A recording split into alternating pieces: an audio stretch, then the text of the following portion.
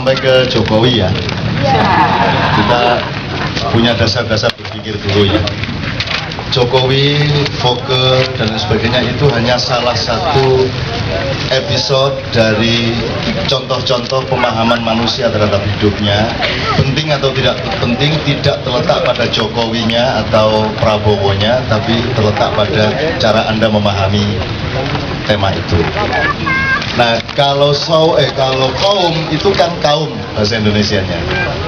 Itu kalau pakai kata som dan siam, kaum berarti ada kiam. Kiam itu artinya berdiri. Jadi kaum adalah orang yang berkumpul, yang bersama-sama bersepakat untuk menegakkan sesuatu. That is kaum. Saya ulangi dulu di pelajaran-pelajaran di semester-semester awal di Universitas Ma'iyah Kere Republik Indonesia, gitu. Kalau umat adalah orang yang berkumpul karena ada alasan historis, karena mereka seperibuan nilai, seperibuan. Jadi motherhood. Kalau umat itu berarti you are gathering in same motherhood. Terus apa itu mas? Wangel wis aku wis gak oleh cara Inggris karo anak Inggris. Elek wis gak cara Inggris ya. Wis gak apa-apa. Kalau masyarakat adalah orang yang berkumpul karena menyepakati untuk mengerjakan satu kesepakatan di mana suatu pekerjaan akan diserikatkan. Jadi dia agak lebih jasad, dia agak lebih padat gitu ya masyarakat. Kalau umat seperibuan. Seperibuan nilai ini bisa nilai iman, bisa nilai filosofi, bisa nilai kebudayaan, bisa nilai adat atau apapun saja.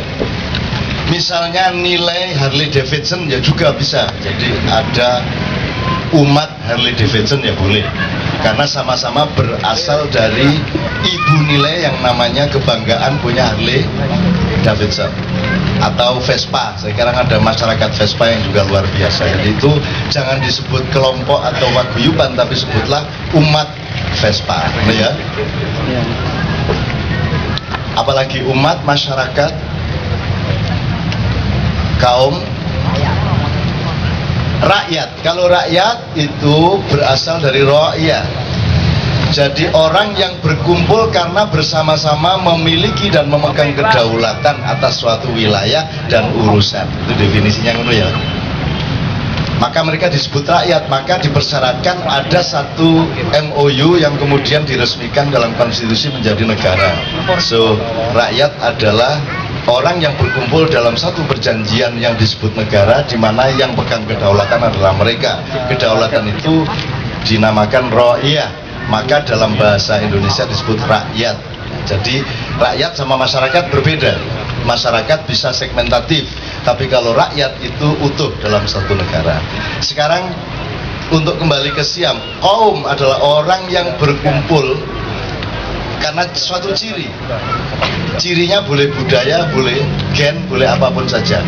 Tapi kalau qiyam adalah orang yang berkumpul untuk menegakkan kekauman mereka. Itu qiyam. Nah sekarang saum sama siam. Nah sekarang terserah Anda, Ramadan ini Anda pakai untuk saum apa untuk siam. Kalau untuk saum,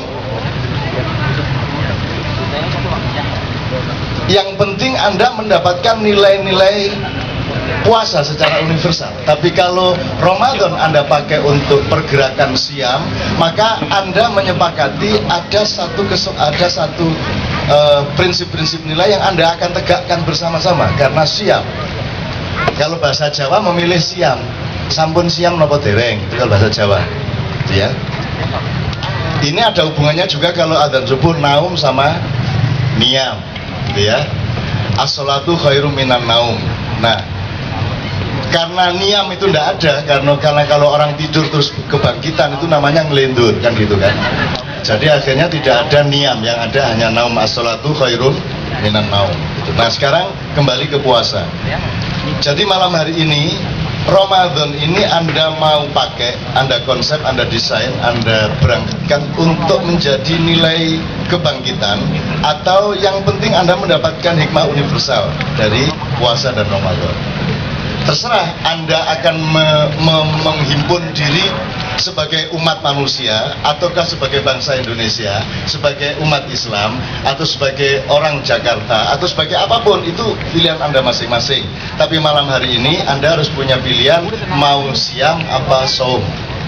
Minimum kita dapat saum, syukur-syukur malam ini ada siam, ya. Oke, itu poin pertama. Kutiba alaikumusiyam kama kutiba alal ladzina min qablikum. Benar ya? Puasa merupakan tradisi budaya yang sudah ada sebelum Islam datang, Islamnya Muhammad ya. Karena Islam sebelumnya Islam yang belum lengkap. Jadi Allah itu menyebarkan ratusan ribu nabi dan 25 rasul. Itu kemudian dijadiin satu tabung besar namanya Muhammad. Ya kira-kira ya. Jadi di dalam Muhammad ada Ayub, di dalam Muhammad ada Adam, ada Idris, Nuh, Hud, Soleh, Ibrahim, Khidir, dan semuanya. Ada Isa, ada Yesus, ada Buddha, ada siapa saja. The whole thing itu dalam dikristalkan di dalam satu entitas yang namanya Muhammad. Yang kita sebut Muhammad ini salah satu episodenya adalah Nabi Muhammad Sallallahu Alaihi Wasallam bin Abdullah itu. Tapi Muhammad bin Abdullah atau Muhammad yang Sallallahu Alaihi Wasallam itu hanya salah satu episode yang berlangsung 63 tahun. Sedangkan alam semesta ini beratus-ratus juta tahun berlangsung, dan Muhammad itu sudah ada sejak sebelum jagat raya ini diciptakan. Sehingga kalau kita mau bikin maulid Nabi, benar kalau maulid Nabi itu 12 Rabiul Awal, tapi kalau maulidu Muhammad itu sudah tidak bisa kita hitung sejak kapan beliau lahir, karena nur ciptaan Allah yang pertama itu dibikin Allah pertama kali sebelum Allah menciptakan apapun saja. Dan karena Allah bahagia dengan ciptaan yang namanya nur ini, maka dia kasih gelar nur ini, gelarnya adalah Muhammad. Nah Muhammad ini besok-besok dicicil, diadamkan dulu, Idris dulu, Nuh dulu, sampai Ayub, sampai Musa, Ibrahim, dan seterusnya, sampai akhirnya diaplikasikan secara biologis menjadi Muhammad, anaknya Abdullah, cucunya Abdul Muthalib, bapaknya Fatimah, suaminya Khadijah, dan lain sebagainya. Jadi pemahaman mengenai Muhammad jangan berhenti pada wacana Islam melalui Al-Quran dan fikih yang diperkenalkan oleh para ulama. Karena kalau ini Ma'iyah akan bikin Maulidun Nur, Maulid. Jadi kalau selama ini kan yang ada kan misalnya majelis Rasulullah atau majelis macam itu kan mereka membawakan Maulidun Nabi, jadi sholawat maulid. Ustaz Nur Somad, kita mohon untuk ke depan, tepuk tangan semuanya. Karena saya akan mengawali ini dengan tafsir beliau tadi, nanti beliau yang akan menjelaskan lebih lanjut. Oke? Ini tradisi yang sudah lama yang kemudian dilegitimasi. Karena beliau sudah datang, akan saya singkat. Jadi saya kira terus setelah ini kita mohon Pak Nur Somad menjelaskan mengenai la'allakum. Saya belum sampai ke situ. Jadi kami wajibkan puasa kepada kalian sebagaimana telah aku wajibkan juga kepada umat-umat sebelumnya, kan gitu. Terus la'allakum tattaqun. Nah, teman-teman sekalian, Pak Nur Somad tadi mengemukakan dalam kultum di Keramat Jati, dalam sebuah kultum buka bersama yang dihadiri oleh Sujiwo Tejo, entah sekarang di mana beliau. Kita mohon untuk maju ke depan juga. Terus kultumnya itu bersamaan dengan terawih, tidak sebelum atau sesudahnya. Itu angel lagi bareng ya. Bareng kita bisa mengerjakan dua hal sekaligus, ya kultum, ya terawih, ya mangan di bareng, pokoknya di situ. Apa aja bingung ngomong. lakum itu selama ini menurut Pak Nur Somad, mohon nanti beliau melengkapi, diterjemahkan dengan puasa mudah-mudahan engkau menjadi bertakwa, la'allakum tattaqun. Menurut beliau tidak cenderung seperti itu beliau menerjemahkan. La'allakum tuh gini loh, misalnya gini, terus ajak teman-teman KC ke Hongkong, terus ini saya sudah siapin tiketnya, beres semua, sudah punya paspor toh. Nah, la'allakum itu menunjukkan saya ngajak kalian ke Hongkong itu dengan anggapan bahwa kalian sudah punya paspor. Kalian saya suruh puasa itu dengan asumsi bahwa kalian sudah bertakwa. Bukan berpuasa supaya bertakwa. Winginnya lapo kan dapurmu. Mosok ngenteni poso nanti bertakwa. Lah gitu. Lah kemarin kan sudah sholat, sudah zakat, sudah macam-macam, kok masih belum bertakwa, ngenteni Ramadan kayak bertakwa. Nah menurut Pak Nur Somad enggak. Kalian saya suruh puasa itu dengan asumsi bahwa kalian sudah bertakwa, la'allakum. Wis poso ya, wis takwa toh, wis takwa gitu loh. Ayo nang Hongkong, wis duwe paspor toh, gitu loh. Ngerti ya?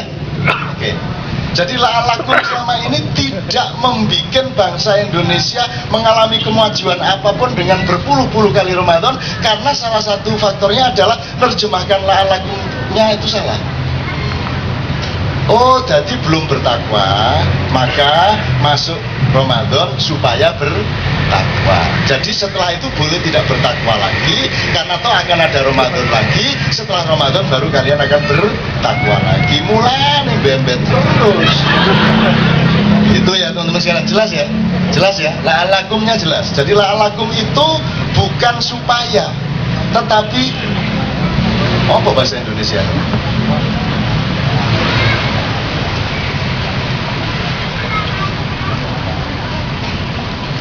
Susah, la'allakum susah. Pokoknya wis takwa atau wis takwa lah, nek guru takwa lah aku tak kon poso. Oke, itu poin dari Pak Nur Somad yang nanti beliau akan menjelaskan lebih detail lagi secara ilmu bahasa maupun filosofi dan usul fikihnya. Terus begini,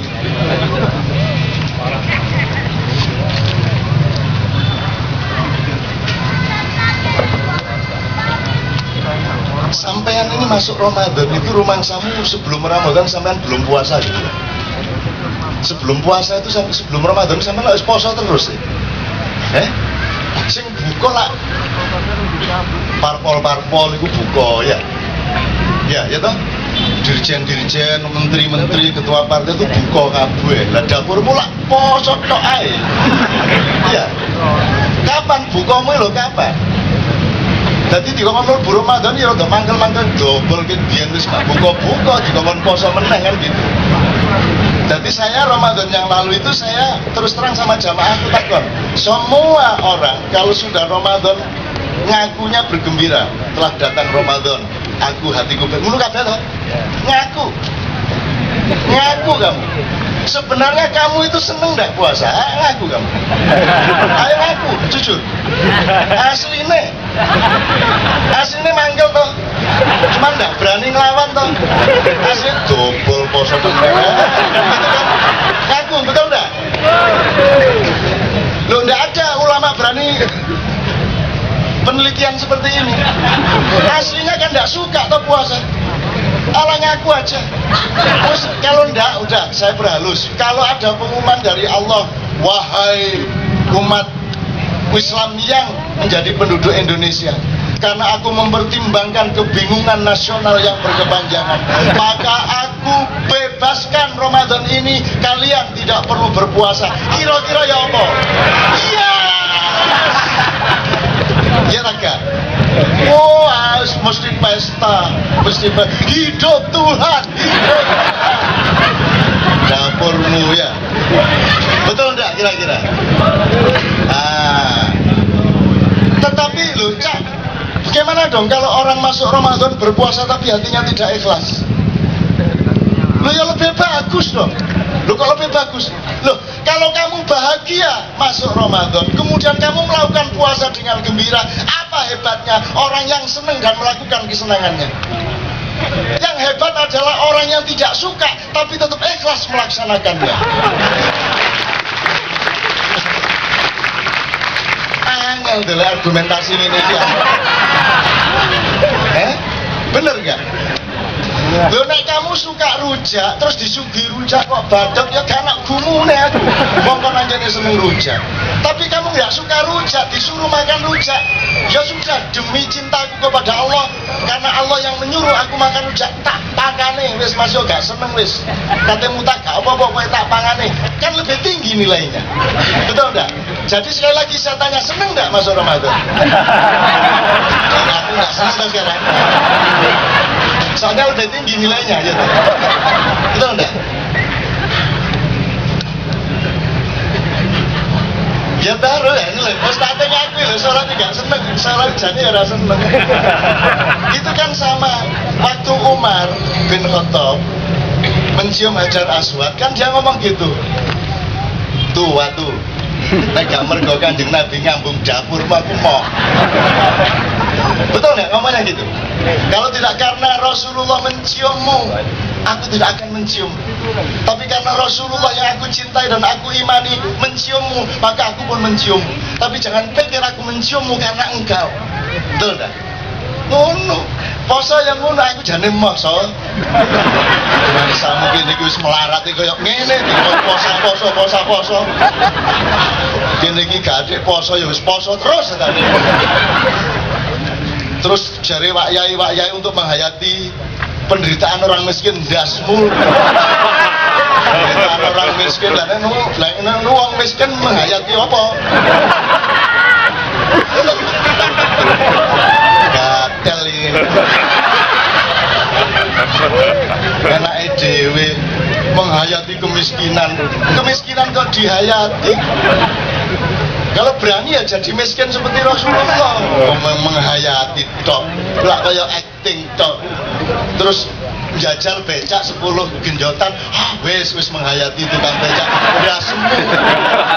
Lah sing tukang becak temen iki terus wajib poso lho, lah gatel lah jenenge. Ngerti ya? Ngerti logikanya ya? Jangan marah ya.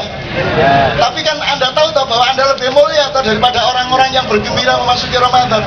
Anda kan sebenarnya gelo, wah Ramadan meneh. Iki mudik meneh, THR meneh.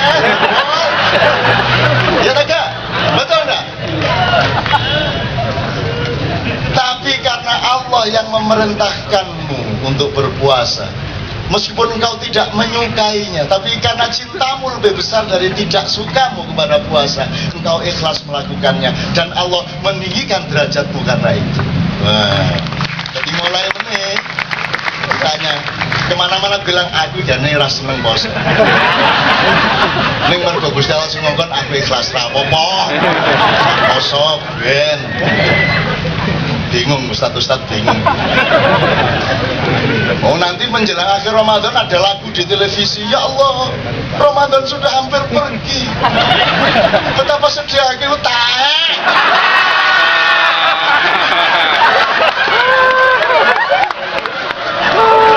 gayamu tuh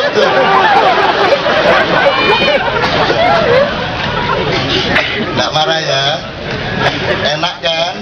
Seluruh yang kita sangka jelek-jelek itu menjadi kenikmatan dan derajat tinggi di Maya, betul enggak?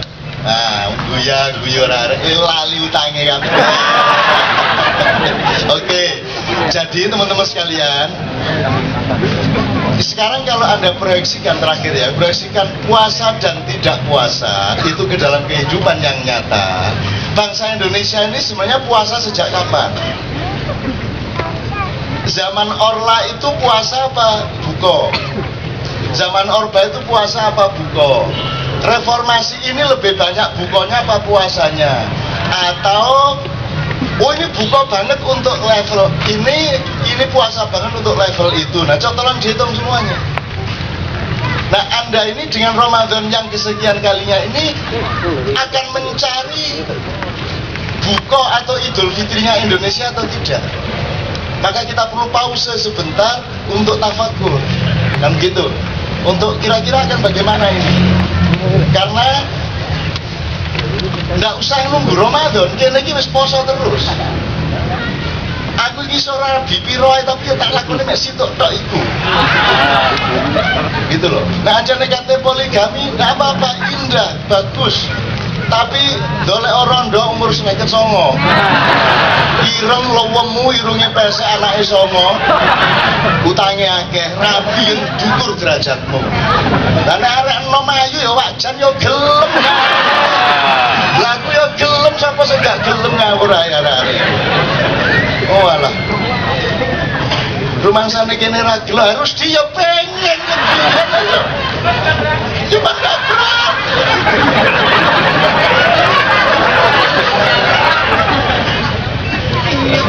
Gitu ya, itu juga puasa. Jadi gini, kalau kita lebarkan dikit aja, kan Anda harus mengenali dirimu. Dirimu itu misalnya dari 5 rukun Islam, itu identifikasi karaktermu yang mana. Kamu orang yang manusia yang tipologinya syahadat, apa tipologinya sholat, apa puasa, apa zakat, apa haji. Jadi kecenderungan irama hidupmu, improvisasimu, ketahanan dan stamina mentalmu itu berbeda-beda. So, kalau kamu manusia puasa berlaku dengan budaya sholat, kamu tidak kuat. Kamu harus menemukan dirimu. Nah, orang kayak saya ini memang katurangan saya, watak saya, karakter saya sejak dari sononya oleh Allah disuruh berwatak puasa. Jadi tanpa diajari Ramadan pun sejak kecil saya berpuasa. Tapi kalau puasa Ramadan itu kan puasa semester 1. Maksud saya ada puasa-puasa yang lebih nyata. Bisa kawin banyak tapi tetap berani kawin hanya 1. Itu puasa yang luar biasa. Luar biasa. Gila Pak. Bisa jadi menteri tapi tidak menjadi menteri. Bisa menjadi presiden tapi tidak mencalonkan diri jadi presiden. Bisa punya akses, punya segala macam tapi semua tidak dipakai karena yakin bahwa Allah sajalah yang paling nikmat untuk menghidupi sesuap nafsi saya. Itu juga sejenis puasa. Meskipun saya tidak akan mengharuskan kepada siapapun selain saya, tapi Anda harus menemukan puasamu masing-masing. Maka kalau kenali apa kamu orang sholat, apa kamu orang syahadat itu pokoknya isone syahadat tok. Ngomong mari ngono turu, ngomong ngono tok. Ini harus segera ada revolusi. Blek turu. Ini lobe sih.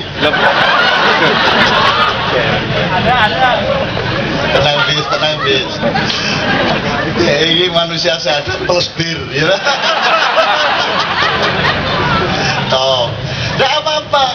Manusia syahadat bekerja sama. Dia membutuhkan manusia sholat, dia membutuhkan manusia zakat, dia membutuhkan manusia sholat, menunjukkan zakat, membutuhkan manusia haji. Mereka semua berfungsi. Di setiap kantor ada yang bagian syahadat toh. Ada bagian sholat yang memelihara secara rutin istiqomah, ya tak? Ada yang bagian puasa, sebentar, yang mengontrol, sebentar, ayo kita runding dulu kan gitu. Ada yang bagian zakat, inisiatif untuk sosial contribution. Ada yang bagian haji, sebentar, kita harus selalu punya puncak prestasi gitu. Jadi 5 jenis manusia ini ada di setiap komunitas. Apa komunitas budaya, perusahaan, kabinet dan seterusnya. Jadi kalau mau bikin kabinet dihitung berdasarkan 5 jenis manusia ini. Itu ceritanya. Kalau Anda memakai itu saja, itu Tuhan sudah senang dan akan menolong kabinet. Tapi kalau kabinetmu disusun berdasarkan tawar-menawar antar kelompok-kelompok dan keuangan, maka kamu tidak akan ditolong sampai kapan. Apalagi kamu presiden yang tidak punya otoritas, kamu hanya punya 10% dari otoritasmu. Yang 30% ada pada istrimu, yang 50% ada pada mertuamu. Loh, kamu cek kalau tidak percaya. Itu power sharing. 60% di ibu mertua, ibu sepuh. 30% di istri, 10% dia mau bagaimana memimpin Indonesia dengan otoritas 10%. Ya tidak apa-apa. Tepat dengan rakyatnya. Memang rakyatnya cocoknya presiden yang seperti itu. Tumbuh ketemu tutup, hanya nggak ada lihat rakyat.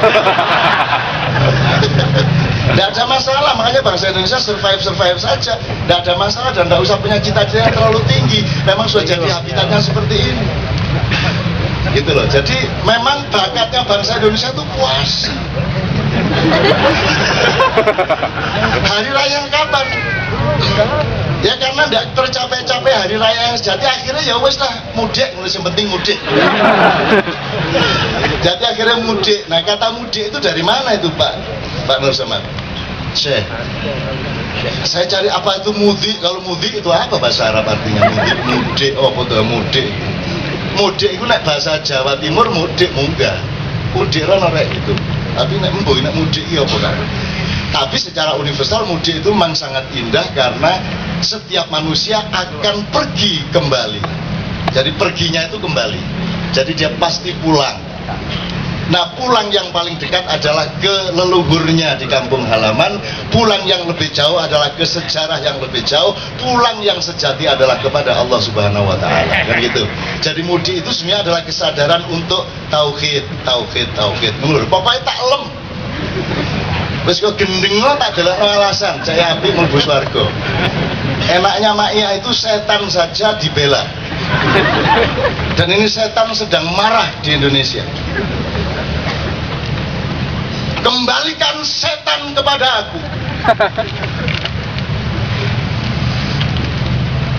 Hak-haknya setan diambil alih oleh manusia, tidak untuk keteguhan sikap, tapi untuk kemunafikan.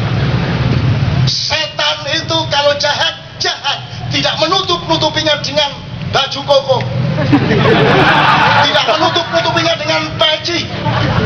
Setan jahat dan tidak ditutup-tutupi dengan acara religi, tidak ditutup-tutupi dengan mall takwa, supermarket iman, restoran istiqomah. Wah, setan mure-mure yo apa cak? Apa? Lah kok Ramadan teko kabeh dadi Islam iki ya apa? Kok bos kabeh mukminin muslimin kabeh takwa iki kan. Aku mlebu sepur takwa. Mlebu mall takwa. Wong mlebu TV muslim kabeh. Lho, kok moro-moro dadi muslim soleh kabeh ya apa iki cak? Lho mulane kon diborgol. Gitu. Kon diborgol. Jadi setan diborgol digantikan oleh manusia untuk menggantikan fungsi setan. Saya sebagai salah satu tokoh setan tersiksa kalau Ramadan di Indonesia. Tersiksa aku. Masuk kemanapun ketemu orang Islam baru. Ada 2 kali saya masuk restoran waktu berbuka puasa, tak bentak yang punya restoran. Lagunya ganti Beatles.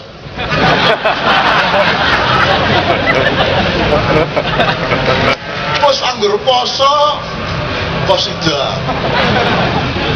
Suasana di kota asyik senangkan hati. Suasana kota santri asik dan menyenangkan hati. Tiap pagi dan sore hari santri-santri kesana kemari membawa kitab suci di tangannya. Jadi kota santriku nggone wong ngaji awan bengi, kano sing ngliwet, kano sing ngambut gawe, kano sing masak, kano sing dagang, kano sing tani, ngaji. Allahu Akbar. Kota santri isinya orang mengaji, isinya orang pengajian. Ustad ana uwit diceramai. Kama kalimatin thayyibatin kasajaratin thayyiban asluha tsabit wa faruha fis sama. Terus witing ini.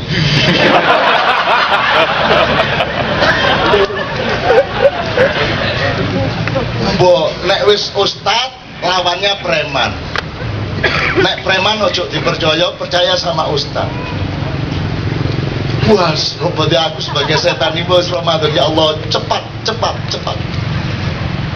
hari Ramadan serasa 30 tahun, ya Allah. Aku tidak tahan aku sebagai setan. Kan tugasku ini kan menggoda manusia.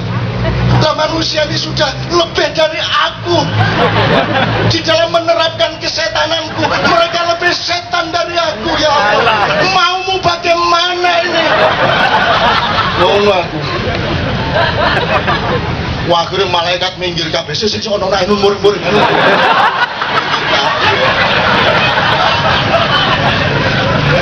Bener ya? Oke, jadi puasa ini teman-teman sekalian, kalau bisa diskusi ini nanti mohon diproyeksi ke ini mau bagaimana ini? Penting nggak 2014 ini? Di situ nanti kamu itu akan sedang mengalami Idul Fitri atau masih akan memperpanjang puasa. Apa teorinya? Apa parameternya?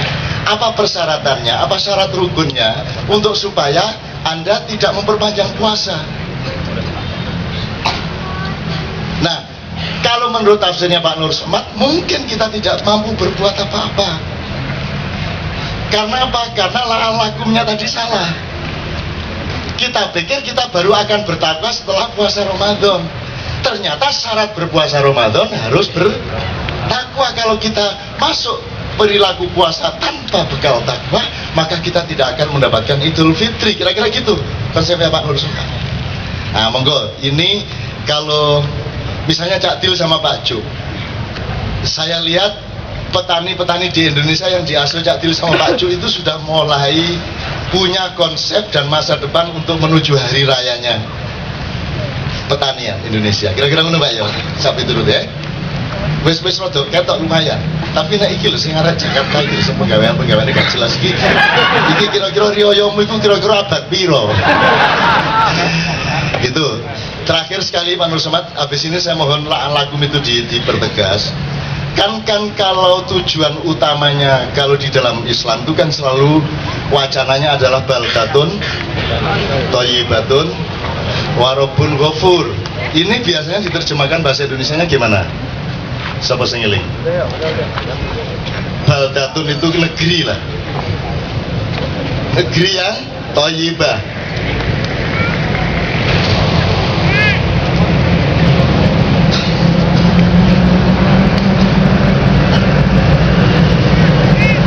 Kalau bisa bikin stratifikasi. Bangsa kita itu untuk mencapai tingkat Rabbun Ghafur itu berapa langkah lagi? Untuk mencapai thayyibatun berapa lagi? Karena kita ini, tahap kita ini menuju sejahtera. Jadi sejahtera aja belum. Jangankan adil dalam kesejahteraan, sejahtera aja belum. Kalau mau pakai teori baku ya. Padahal nanti kalau sejahtera tercapai, di situ belum dipersoalkan kesejahteraannya ini didapatkan dengan benar atau tidak masalah, penting sejahtera. Karena tujuannya adalah sejahtera. Nah, kalau baldatun thayyibatun, kesejahteraan itu harus ditempuh dan dicapai di dalam ujian kebenaran. Sebab kalau hanya negara sejahtera, nek bahasa Jawanya apa? Gemah ripah loh jinawi. Kalau hanya itu yang kita capai, belum tentu thayyibah. Karena koruptor-koruptor itu gemah ripah loh jinawi keluarganya, ya enggak? Banyak orang-orang yang hidupnya makmur, sejahtera, tidak ada masalah, dan belum dipersoalkan benar apa tidak mencapai kesejahteraannya itu. Maka baldatun thayyibatun itu persyaratan, tidak hanya persyaratan ekonomi. Ekonomi diuji oleh akhlak, oleh moral, oleh nilai-nilai dasar. Itu pun belum cukup kalau belum warobun ghafur. Bener kayak apapun, misalnya demokrasi itu benernya orang banyak. Itu teori tahun 70-an saya. Pokoknya bener ada bener ana telu, bener dhewe, bener wong akeh, bener kang sejati. Benernya sendiri itu egosentrisme, kebenaran golongan, kebenaran kelompok itu disebut bener dhewe. Kemudian ada benere wong akeh, itu kebenaran yang dielaborasi, yang dirunding, yang dianalisis, yang diuji sampai disepakati menjadi kebenaran bersama. Misalnya UUD 45 itu kebenaran tingkat kedua dalam skala nasional. Tetapi UUD 45 tidak dijamin benar atau tidak benar. Karena dia masih terbuka untuk kekhilafan-kekhilafan, maka kemudian masih dimungkinkan ada amandemen. Lepas dari amandemennya jujur atau tidak. Karena tujuan utama puncak kita adalah kebenaran yang sejati, al-haqqu mir rabbika wala takunanna minal mumtarin. Nah, ya kira-kira teman-teman sekalian, kalau diskusi ini bisa nyicil dari pertanian gimana, dari wilayahnya Mas Ian bagaimana, pandangan Mas Ian terhadap Indonesia bagaimana, terus dari teman-teman yang lain ya, dari Ustadz Nur Somad, terutama mungkin hubungannya sama, ini ada berita, saya mohon doa sedikit. Ada kemungkinan tanggal 20 sampai tanggal 25 ini Merapi akan menyembur. Kayaknya ke arah utara dan agak barat sedikit, tetapi ada semacam asap berasam yang akan ke selatan. Tapi itu tergantung arah angin. Nah, kita ini sedang sebab ini sudah 3 kali batal meletus, yaitu bulan April, bulan Mei, dan bulan Juni. Nah, bulan Juli alhamdulillah lewat, tapi kemarin ada gempa sedikit. Ini semua sedang kita khalifai bersama-sama.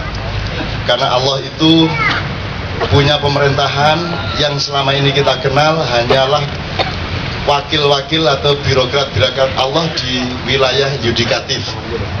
Dari Rokib Atid, Mungkar Nakir, Malik Ridwan, dan seterusnya yang bagian eksekusi, yang bagian apa namanya? Menghukum ya. Tapi malaikat di 2 wilayah itu malaikat di wilayah legislatif yang mempertimbangkan gimana enaknya Jakarta sido ambles taga itu ya, dipertimbangkan oleh DPR di langit. Kira-kira enaknya Pulau Jawa dibelah apa tidak itu dipertimbangkan, sehingga ada juga rapat-rapat di wilayah yang lebih bawah, yaitu yang kita sebut rekonsiliasi leluhur. Jadi rundingan Gus Dur karo Bung Karno karo ya, terus dan Gus Dur biasanya selalu menjadi ending dari setiap rapat-rapat leluhur. Pripun Gus, saya ini wis gampang ngono kok repot. Wis kok masakarepmu. Nah, juga wilayah-wilayah eksekutif, siapa saja ini, dari yang manusia, kemudian para aulia, kemudian para penjaga-penjaga. Misalnya ada Allah memasang penjaga untuk daerah Banten, Allah pasang yang lahir 30 tahun sekali. Ada yang menjaga wilayah-wilayah tapal kuda, ada yang menjaga Jawa Tengah bagian selatan, ada yang menjaga dari Ternate sampai Aceh. Allah memasang birokrat-birokratnya dari yang kasat mata sampai yang tidak kasat mata, dari yang berwilayah ruh sampai yang berwilayah gelombang, sampai yang berwilayah sultan, sampai yang berwilayah jasad. Semua ada tataran birokrasinya, dan itu kalau bisa kita cari dan kita pelajari agar supaya seluruh gejala alam ini bisa berada di genggaman kekhalifahan kita semua sebagai khalifahnya Allah Subhanahu wa taala di muka bumi. Kita diamanati untuk mengelola gunung, kita diamanati untuk mengelola angin, untuk mengelola lautan dan seluruh alam semesta ini. Cuman kita wilayahnya cukup bumi, tapi kita tetap berunding dengan khalifah-khalifah yang di wilayah yang lebih luas. Wilayah Tata Surya, wah ini rada ngomong rada dukur-dukur, dia tambah gendeng, dia tambah bingung arek-arek. Meneh nek takoni bojone cak iki duit emas, iki duit entek iki Mas. Ngene lho rek, iki malaikatan lagi ngene wae jawaban sing gak wis. Cek bojomu bingung kan gitu. Ini alasan ya, karena akan hari raya nanti kalau ditanyain duit ngomong malaikat itu malaikat eksekutifnya lagi anu iki. Tak kasih bahan-bahan yang ndak lah, takhayul. Nah itu semua teman sekalian, tanggal 20 itu berarti kan habis hari raya. Nah sudah kita ketahui sebenarnya sejak beberapa bulan yang lalu, Merapi itu kalau dia meletus, dia akan kali ini akan mengalirnya ke utara. Tapi asapnya itu tergantung angin pada jam itu atau pada detik itu kemana. Nah kita mohon doa kepada Anda semua, karena 3 kali kemarin teman-teman jamaah maknya di berbagai tempat mendoakan, dan Gunung Merapi itu sudah mau mengadakan kesepakatan dan kompromi dengan kita. Nanti kayak iya ya tapi iya ya apa raimu temenan iki rek. Ya, ini serius karena kita diajari Rasulullah, karena Rasulullah ketika pasukannya tidak taat, pasukan panah di Uhud itu tidak taat, kemudian diserbu oleh musuh sampai Rasulullah terluka pipinya dan lengannya, kemudian dibawa naik ke gua Uhud itu. Rasulullah mengatakan al-Uhudu jabalun yuhibbuna wa nuhibbuhu. Uhud adalah gunung yang mencintai kita.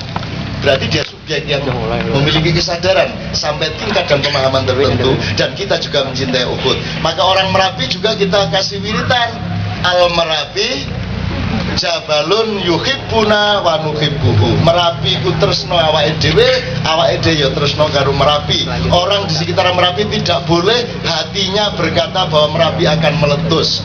Yang ada adalah Merapi akan membagi kesejahteraan, atau paling pol Merapi akan gadah damel, artinya akan punya gawe, punya hajatan, mantenan gitu. Gandhi insya Allah akan mantenan di puncak Gunung Merapi. Amin ya rabbal alamin.